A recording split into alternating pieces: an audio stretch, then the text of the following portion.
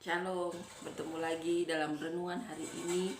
Puji Tuhan, hari baru, berkat baru, penyertaan Tuhan yang selalu ada bagi kita setiap harinya adalah anugerah. Benar-benar anugerah. Amin ya, anugerah bagi kita bisa mengenal Tuhan Yesus.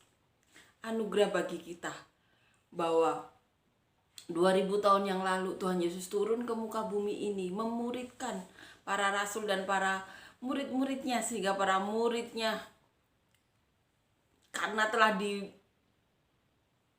diajari Tuhan Yesus sebelumnya, mereka dikuatkan setiap harinya, sehingga saat menghadapi apapun di dunia ini, di mana mereka menyebar ke seluruh dunia, mereka tetap dikuatkan.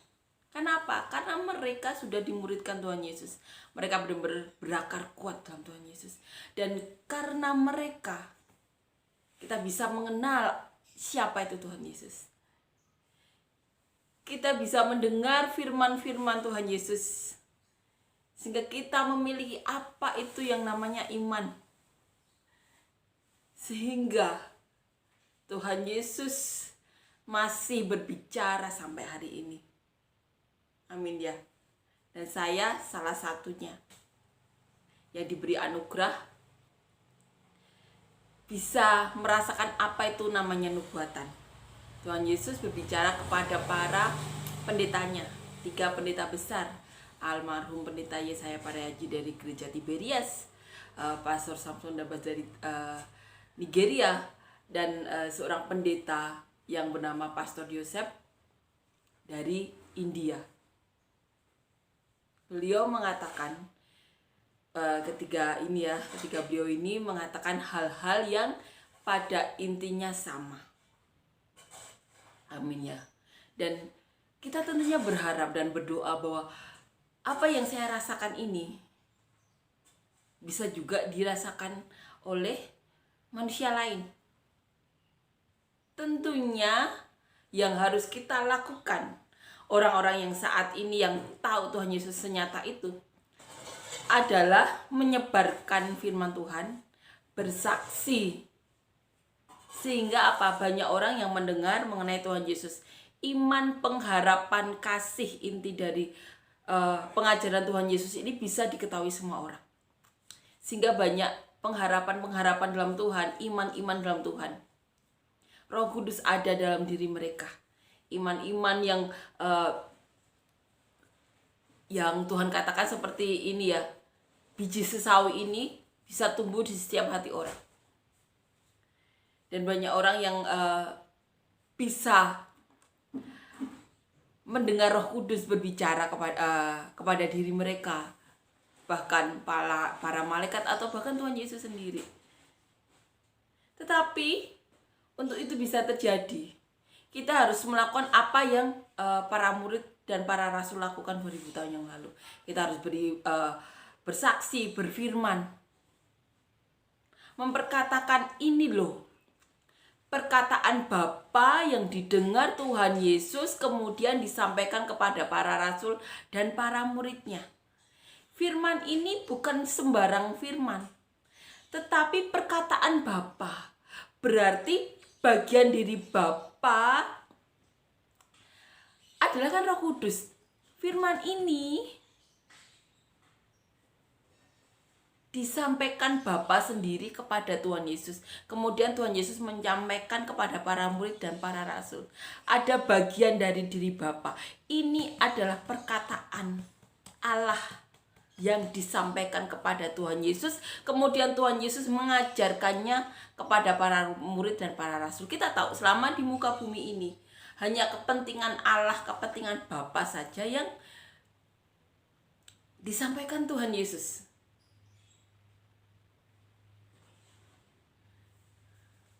Amin ya. Amin. Kita tahu setiap perkataan ini adalah perkataan dari Bapa yang disampaikan kepada Tuhan Yesus. Setiap firman ini adalah perkataan Bapa yang disampaikan kepada Tuhan Yesus, kemudian Tuhan Yesus menyampaikan kepada para murid dan para rasul. Apabila kita imani, apabila kita memohon kepada Tuhan ya untuk membimbing, imani bahwa ini, setiap perkataan ini benar-benar bisa menuntun kita kepada pengertian yang ingin Tuhan sampaikan kepada kita. Amin ya. Biarlah Roh Kudus yang membimbing kita. Amin ya. Kita harus memperkatakan ini kepada banyak orang, karena kita tahu Tuhan kita tuh senyata itu. Dan biarlah banyak orang yang diselamatkan, karena kita tahu satu jiwa itu berharga. Satu jiwa diselamatkan, surga bersorak-sorai. Kita itu seperti berkejar-kejaran waktu dengan Lucifer. Banyak orang yang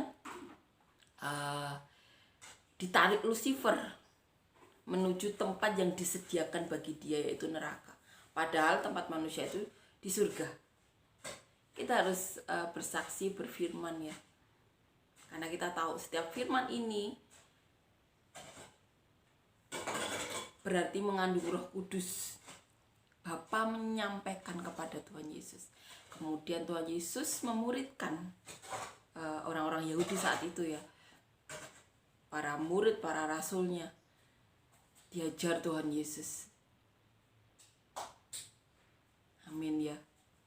Hal yang luar biasa terjadi di era kita. Banyak yang mendengar atau bahkan berbicara dengan Roh Kudus, melihat hal-hal yang luar biasa juga di mana Roh Kudus berbicara kepada mereka. Tetapi saat itu mereka tidak diberi kesempatan untuk bisa bersaksi lebih luas.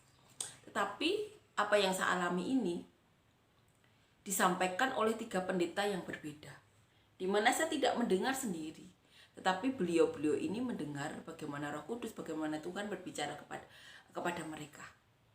Hal-hal yang tidak bisa disangka lagi oleh manusia lain. Karena ada saksi mata saat itu 3 pendeta besar.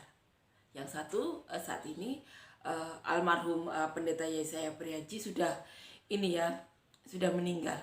Tetapi tidak bisa kita pungkiri bahwa pernyataan dari beliau-beliau ini, 3 pendeta besar dari 3 negara, berbeda benua, itu benar-benar harusnya menguatkan kita bahwa Tuhan itu senyata itu untuk berbicara kepada satu orang yang menurut dunia itu kecil ya, tidak terlihat, malahan di lingkup kecil aja tidak terlihat, apalagi di lingkup yang besar. Tetapi itu dipakai Tuhan. Hal-hal seperti ini seharusnya menguatkan manusia bahwa Tuhan itu senyata itu. Bahkan untuk menyelamatkan manusia, orang-orang yang dipandang dunia kecil, itu dipakai Tuhan. Itu kita berharap dan berdoa itu juga terjadi kepada anak-anak cucu kita, kepada orang lain, siapa saja. Karena apa? Karena itu untuk menguatkan iman. Untuk menguatkan iman banyak orang bahwa Tuhan itu senyata itu. Sehingga pengharapan mereka dalam Tuhan semakin kuat, iman mereka semakin kuat. Karena apa? Itu yang dibutuhkan untuk mendatangkan Roh Kudus. Kalau iman mereka kuat, pengharapan mereka kuat, kasih memancar dalam hidup mereka, tentunya mereka akan melakukan apa yang menjadi kehendak Tuhan dengan sukacita. Karena ada iman dalam diri mereka. Karena ada pengharapan dalam Tuhan dalam diri mereka. Karena ada kasih yang menguatkan mereka untuk menjadi saluran berkat bagi Tuhan. Hal-hal ini perlu kita beritahukan kepada banyak orang, sehingga kita bisa berharap bahwa semakin banyak orang yang bisa berbicara dengan Roh Kudus, mendengar Roh Kudus, bersaksi mengenai hal-hal yang akan datang. Kita tidak kiranya kita tidak berhenti berharap ya itu terjadi. Karena apa? Kita perlu Roh Kudus untuk membimbing anak-anak kita, untuk membimbing keturunan kita, untuk membimbing orang-orang sampai ke penjuru dunia. Amin ya. Untuk bisa apa? Untuk mereka bisa kuat berjalan di jalannya Tuhan. Kita perlu bersaksi dan berfirman. Semakin banyak orang diselamatkan, berarti semakin banyak orang yang akan mereka selamatkan juga. Akan mereka bawa ke jalan Tuhan. Akan mereka bawa ke tujuan satu-satunya manusia, yaitu ke surga, bertemu dengan Tuhan. Tidak ada lagi tujuan lain. Amin ya, kiranya kita dikuatkan untuk menguatkan kita semakin berakar dalam Tuhan. Kita bisa tahu tujuan kita ya dalam hidup ini. Kita saling membantu, saling mendukung, saling mensupport seperti yang dilakukan para rasul dan para murid Tuhan Yesus 2000 tahun yang lalu. Untuk satu tujuan.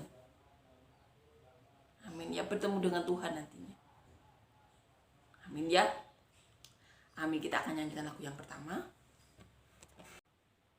Hanya dekat Allahku, rasa tenang hatiku, kau sertai jalanku sepanjang hidupku. Hanya dekat padamu ada kekuatan baru, Kaulah perlindunganku, keselamatanku. Ku ingin selalu bersekutu denganmu, menikmati hadiratmu. Biarkan rohmu tinggal dalam hidupku.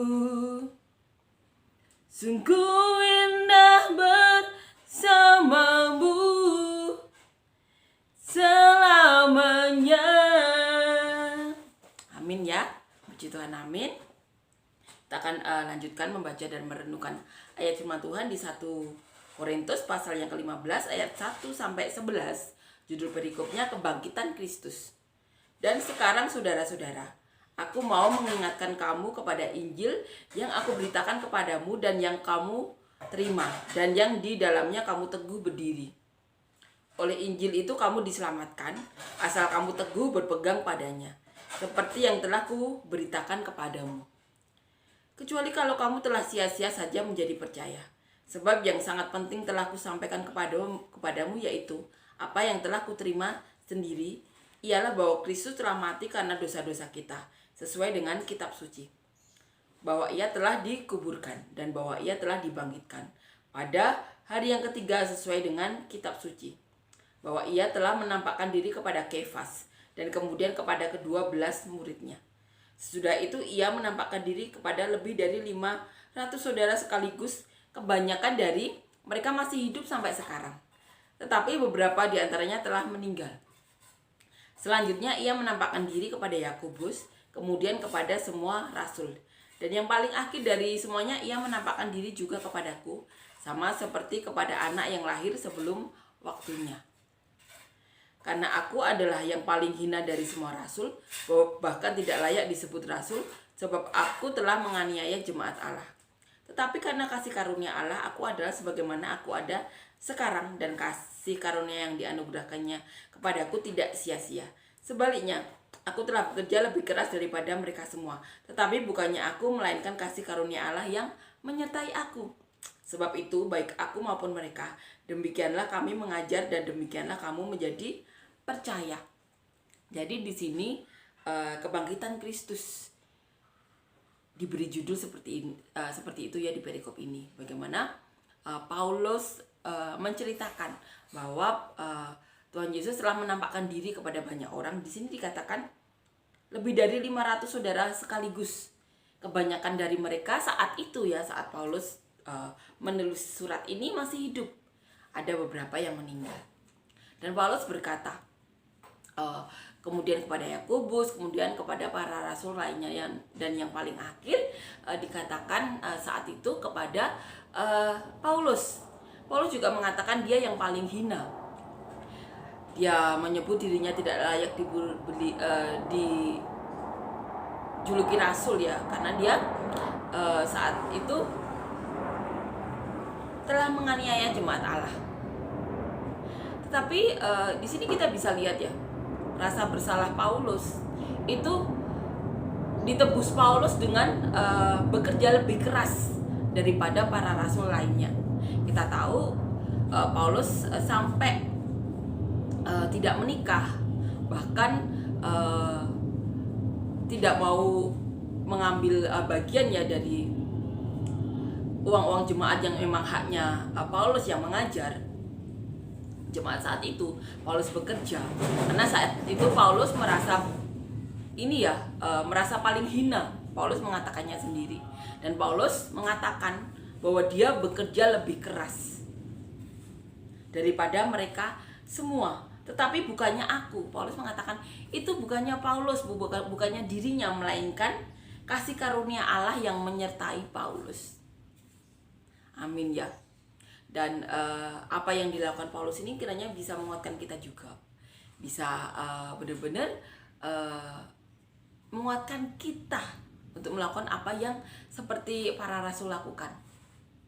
Kita bisa menyebarkan Injil, kita bisa menyebarkan firman-firman Tuhan sehingga banyak iman, banyak pengharapan, banyak kasih di hati banyak orang. Iman kepada Tuhan Yesus tentunya, kasih yang Tuhan Yesus telah berikan kepada semua orang bisa mereka rasakan, dan itu tidak timbul dalam hati mereka pengharapan dalam Tuhan. Karena apa? Karena kita tahu pengharapan dalam Tuhan Yesus itu tidak pernah sia-sia. Karena kita tahu pasti Tuhan itu senyata itu. Surga juga senyata itu. Masih banyak saat ini para pendeta yang bersaksi, atau jemaat-jemaat biasa atau pelayan Tuhan yang bisa melihat surga maupun neraka. Senyata itu. Sampai Tuhan itu benar-benar menunjukkan ini loh neraka ada, ini loh surga ada. Saat itu saya mendengar kesaksian dari almarhum pendeta Yesaya Pariaji. Sampai Tuhan tuh memilih orang-orang untuk bisa melihat ini loh, senyata ini neraka, senyata ini surga. Beritakan firman, karena memang neraka tuh benar-benar ada, dan janji Bapa mengenai surga itu benar-benar nyata, senyata itu. Dan kiranya kita juga bisa menyebarkan kepada semua orang bahwa Tuhan kita itu tidak bisa disangka lagi, dan jalan ke surga itu ada melalui Tuhan Yesus. Dan kita berharap dan berdoa kita punya hati seperti Tuhan Yesus, di mana Tuhan Yesus datang ke muka bumi untuk menyelamatkan semua orang, tapi tidak semua orang mau. Tapi tugas kita itu bersaksi dan berfirman agar agar timbul iman kepada Tuhan Yesus, agar timbul pengharapan dalam Tuhan Yesus, agar timbul kasih dalam hati mereka. Amin ya. Sehingga Roh Kudus berbicara kepada mereka, bahkan bersaksi mengenai hal-hal yang akan datang, menguatkan mereka dan orang-orang sekitar mereka untuk mempunyai iman itu yang dibutuhkan. Amin ya. Iman kepada Tuhan Yesus. Banyak orang yang diselamatkan seharusnya, yang bisa kita selamatkan kalau kita bersaksi dan berfirman. Karena kita tahu Roh Kudus itu juga bekerja tentunya sampai hari ini, berbicara di hati semua orang tentunya. Tapi dengan kita bersaksi dan berfirman, kita tahu itu kuncinya, karena kita tahu iman itu timbul dari pendengaran akan firman Tuhan. Banyak orang yang diselamatkan. Amin ya. Itu pengharapan kita, banyak orang yang diselamatkan. Karena itu memang tugas kita ya selama di muka bumi, bersaksi, berfirman. Dan selebihnya biar Roh Kudus yang bekerja menyelamatkan orang-orang. Amin ya. Kita lakukan tugas kita bersama-sama. Kita bersaksi, berfirman, mencari Tuhan di mana. Dan selebihnya biarkan Roh Kudus yang bekerja. Kita akan renungkannya dari ayat di awal. Dikatakan di sini, dan sekarang saudara-saudara, aku mau mengingatkan kamu kepada Injil yang aku beritakan kepadamu dan yang kamu terima dan yang di dalamnya kamu teguh berdiri. Di sini Paulus mengatakan itu. Jemaat Korintus saat itu di dalam Injil itu yang diberitakan Paulus kepada mereka. Saat itu Paulus mengatakan jemaat Korintus berdiri teguh di dalamnya. Oleh Injil itu kamu diselamatkan, asal kamu teguh berpegang padanya seperti yang telah kuberitakan kepadamu. Paulus meminta jemaat Korintus untuk berdiri teguh di dalam Injil yang telah diberitakan Paulus kepada mereka. Kecuali kalau kamu telah sia-sia saja menjadi percaya. Sebab yang sangat penting telah kusampaikan kepadamu, yaitu apa yang telah kuterima sendiri ialah bahwa Kristus telah mati karena dosa-dosa kita sesuai dengan kitab suci. Ini yang dikatakan Paulus. Paulus bersaksi, berfirman kalau Tuhan Yesus itu telah mati karena dosa-dosa kita sesuai dengan kitab suci. Bahwa ia telah dikuburkan dan bahwa ia telah dibangkitkan pada hari yang ketiga sesuai dengan kitab suci. Amin ya. Paulus bersaksi dan berfirman bahwa ia telah menampakkan diri kepada Kefas dan kemudian kepada ke-12 murid lainnya. Sesudah itu ia menampakkan diri kepada lebih dari 500 saudara sekaligus. Kebanyakan dari mereka masih hidup sampai sekarang, tetapi beberapa di antaranya telah meninggal. Jadi saat itu para rasul, para murid yang berjumlah 500 lebih orang itu menyebar ke seluruh dunia bersaksi. Seperti yang dilakukan Paulus ya. Mereka adalah saksi-saksi hidup bagaimana Tuhan Yesus yang telah disalibkan bangkit menemui mereka. Mereka menyampaikan firman-firman yang Tuhan Yesus sampaikan sendiri kepada mereka. Kemudian mereka bersaksi bagaimana Tuhan Yesus menemui mereka. Paulus juga bersaksi karena Paulus juga ditemui Tuhan Yesus terakhir dari antara para rasul lainnya. Selanjutnya ia menampakkan diri kepada Yakobus, kemudian kepada semua rasul, dan yang paling akhir dari semuanya ia menampakkan diri juga kepadaku, sama seperti kepada anak yang lahir sebelum waktunya. Karena saat itu Paulus belum percaya kepada Tuhan Yesus. Bahkan saat itu Paulus sedang menuju ke kota lain untuk menangkapi jemaat Tuhan. Jadi saat itu Paulus belum percaya kepada Tuhan Yesus. Makanya Paulus mengatakan kepada anak lahir yang lahir sebelum waktunya. Karena aku adalah yang paling hina dari semua rasul, bahkan tidak layak disebut rasul. Sebab aku telah menganiaya jemaat Allah. Tetapi karena kasih karunia Allah, aku adalah sebagaimana aku ada sekarang. Dan karena kasih karunia yang dianugerahkannya kepadaku tidak sia-sia. Sebaliknya, aku telah bekerja lebih keras daripada mereka semua. Tetapi bukannya aku, melainkan kasih karunia Allah yang menyertai aku. Jadi Paulus mengatakan bahwa karena kasih karunia, Paulus ada sekarang, aku ada sekarang. Tetapi kasih karunia yang dianugerahkan Tuhan kepada Paulus itu tidak sia-sia. Karena Paulus bekerja lebih keras daripada rasul lainnya. Itu walaupun Paulus mengatakan dia yang paling hina karena telah menganiaya jemaat Allah. Tetapi Paulus menebusnya dengan apa? Dengan bekerja keras lebih dari para rasul lainnya. Tetapi bukannya aku.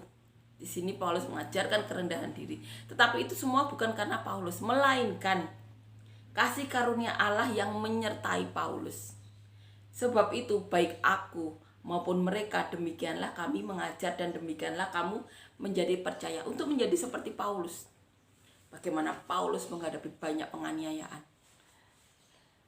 Bersama Barnabas kita tahu Paulus sampai dirajam, sampai dikira mati, dibawa keluar kota. Kemudian ketika dikelilingi para murid lainnya, Paulus bangkit, masuk lagi ke kota,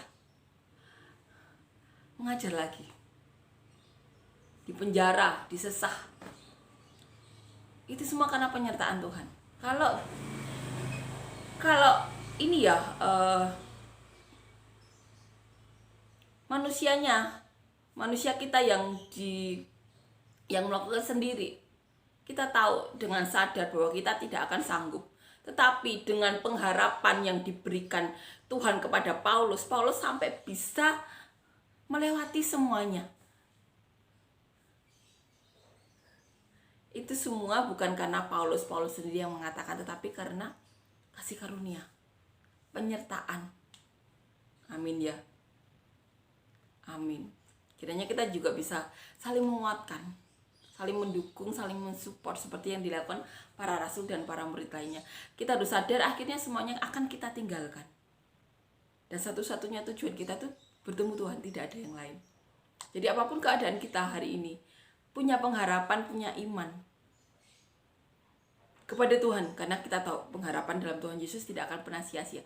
Surga itu diberikan kepada setiap orang yang mau. Tidak usah rebutan, surga itu ada. Pengharapan yang tidak sia-sia. Tinggal manusianya mau atau tidak. Amin ya. Dan kiranya kita juga bisa menguatkan orang lain. Selama kita di muka bumi ini, kesempatan kita untuk menjadi kepanjangan tangan Tuhan. Kita berfirman, bersaksi, mencari Tuhan di mana. Karena kita tahu tujuan kita itu cuma satu, bertemu Tuhan. Kita harus saling menguatkan ya, untuk bisa melakukan itu di dunia yang saat ini. Untuk saling dukung, saling support. Karena masalah dunia saat ini dan apalagi ke depannya semakin kompleks. Mereka punya keluarga, di mana setiap keluarga juga punya masalahnya masing-masing. Kemudian mereka bertemu dalam satu rumah. Belum lagi mereka harus bersosialisasi untuk bekerja atau melakukan kegiatan untuk menyambung hidup mereka. Mereka berhadapan lagi dengan manusia yang tentunya mereka punya keluarga juga yang memiliki masalah masing-masing. Belum lagi manusia lainnya yang punya keinginan, kemudian karena dia mau mempermudah keinginannya melakukan kejahatan. Mereka melakukan kejahatan untuk bisa memenuhi keinginan mereka, sehingga menimbulkan trauma atau sakit baik secara fisik maupun psikis kepada orang lain, di mana itu harus disembuhkan. Banyak hal-hal yang terjadi di manusia lain, dan kita yang tahu mengenai firman ini, kalau kita ada kesempatan di dunia ini untuk membantu orang lain tersebut, kenapa tidak kita lakukan?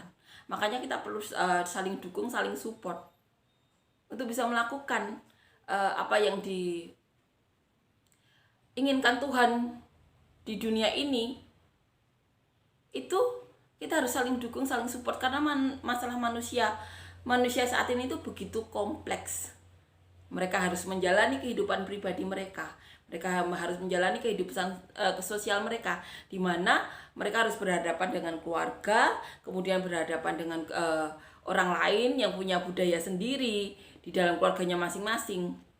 Kemudian mereka bertemu dengan orang-orang yang dimana hatinya mau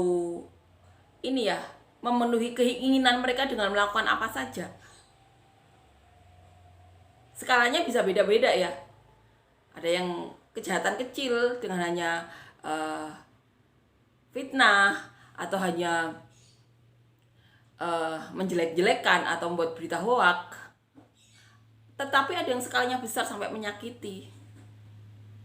Bahkan ada yang sampai mengambil nyawa. Tentunya itu akan hal-hal yang dilakukan orang-orang itu kan menimbulkan trauma. Kemudian keluarganya juga trauma. Hal-hal itu menjadi kompleks kalau tidak